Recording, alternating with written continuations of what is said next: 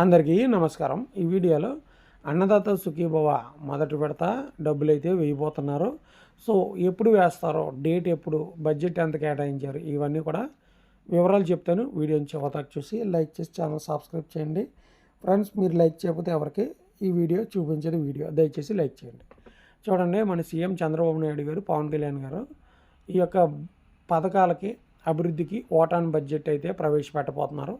మొన్నటి వరకు చర్చా సభలు అయితే జరిగినాయి. సో అసెంబ్లీలో, ఇటు శాసనమండలిలో.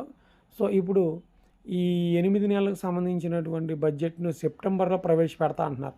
అంటే ఒకవైపు అభివృద్ధికి, మరోవైపు 6 గ్యారంటీస్ అన్నారు కదా, బాబు షూరిటీ, భవిష్యత్ గ్యారంటీ అని 6 పథకాలు తెచ్చారు కదా. ఆ పథకాలకు కూడా బడ్జెట్ అయితే కేటాయిస్తున్నారు. ప్రస్తుతానికి పెన్షన్ల పెంపు మాత్రం ఒకటే చేశారు. మిగిలిన ఉచిత బస్సు, మహిళలకు గ్యాస్ సిలిండరు, మహిళలకు 1500, తల్లికి 100, ఈ పథకాలు ఏవైతే ఉన్నాయో వీటన్నిటికి కూడా బడ్జెట్ కేటాయించి వచ్చే సంవత్సరం మార్చి కల్లా ఈ యొక్క బడ్జెట్ని అయితే విడుదలైతే చేస్తారనమాట. అయితే వచ్చే నెల నుంచి బడ్జెట్ కేటాయింపులు అంటే ఏ శాఖ ఎన్ని కోట్లు అవుతాయి అని నివేదికలు అయితే పంపమని అడిగారనమాట. సో ఈ అన్నదాత సుఖీభావ పథకం మ్యాక్సిమం వస్తే ఈ కృష్ణాష్టమికి కానీ రావచ్చు, లేదా మనకి ఈ యొక్క సెప్టెంబర్ మొదటి వారంలో వచ్చే అవకాశం అయితే మ్యాక్సిమం ఉందన్నమాట. ఎందుకంటే రైతులందరూ ఎదురు చూస్తున్నారు. సో ఈ యొక్క రైతుల కోసం వ్యవసాయం పెట్టుబడి నిమిత్తం.